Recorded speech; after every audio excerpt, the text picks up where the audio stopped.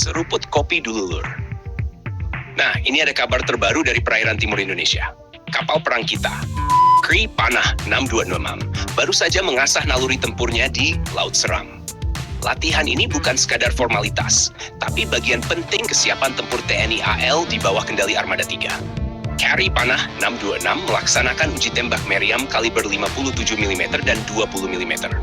Dua jenis meriam ini punya karakter berbeda. Meriam 57 mm biasanya digunakan untuk sasaran permukaan jarak menengah, baik kapal cepat lawan maupun target udara rendah seperti drone atau helikopter. Sementara meriam 20 mm lebih ke pertahanan jarak dekat, terutama menghadapi ancaman cepat dan mendadak. Kalau kita lihat secara taktis, kombinasi dua kaliber ini menunjukkan konsep layers di kapal patroli cepat. Artinya, sebelum ancaman mendekat terlalu dekat, sudah bisa dihantam dulu oleh meriam utama. Kalau masih lolos dan mendekat, senjata kaliber lebih kecil siap menyapu. Ini penting, apalagi kawasan Laut Seram termasuk jalur strategis yang menghubungkan wilayah Maluku dan menjadi bagian dari akses menuju Samudra Pasifik. Latihan seperti ini juga jadi indikator bahwa kapal patroli cepat tetap relevan di era perang modern. Banyak yang mengira ancaman sekarang hanya rudal hipersonik atau drone canggih. Tapi di wilayah kepulauan seperti Indonesia, ancaman nyata justru sering datang dari kapal cepat, penyelundupan bersenjata, hingga pelanggaran wilayah. Kapal seperti Kri Panah 626 adalah tulang punggung untuk respon cepat. Di bawah gugus tempur Laut Armada 3, latihan ini diklaim berjalan aman dan mencapai tingkat akurasi tinggi. Nah, akurasi ini bukan cuma soal peluru kena sasaran, tapi juga soal koordinasi radar, sistem kendali tembak, komunikasi antar kru, sampai prosedur keselamatan. Satu kesalahan kecil dalam uji tembak bisa berakibat fatal. Jadi, ketika disebut lancar dan tepat sasaran, itu menunjukkan kesiapan teknis dan mental prajuritnya. Armada 3 sendiri memegang wilayah operasi yang sangat strategis, meliputi kawasan timur Indonesia yang berbatasan langsung dengan beberapa negara dan jalur pelayaran internasional. Laut Seram berada di posisi yang cukup vital karena menjadi bagian dari alur laut kepulauan Indonesia. Artinya lalu lintas internasional bisa melintas di sekitar wilayah ini sesuai aturan hukum laut internasional. Maka dari itu, kesiapan tempur bukan pilihan, tapi keharusan.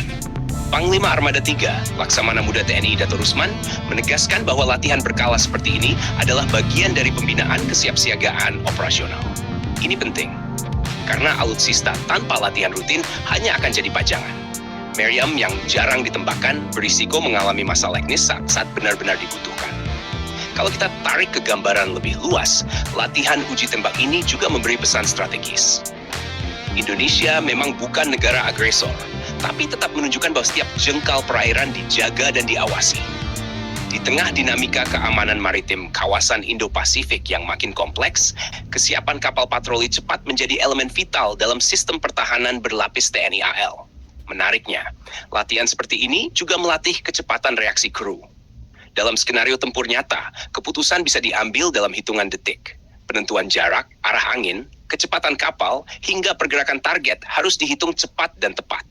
Jadi bukan hanya soal senjata, tapi soal manusia di baliknya.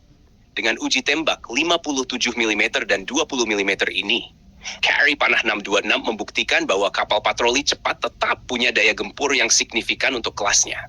Ini juga menjadi bagian dari upaya menjaga stabilitas keamanan di kawasan timur Indonesia, khususnya sekitar Laut Seram. Jadi, Lur, dari latihan ini, kita bisa lihat satu hal. Kesiapan tempur itu dibangun dari rutinitas, disiplin, dan konsistensi, bukan dadakan saat krisis datang. Armada 3 sedang memastikan bahwa setiap kapal di jajarannya siap kapanpun dibutuhkan.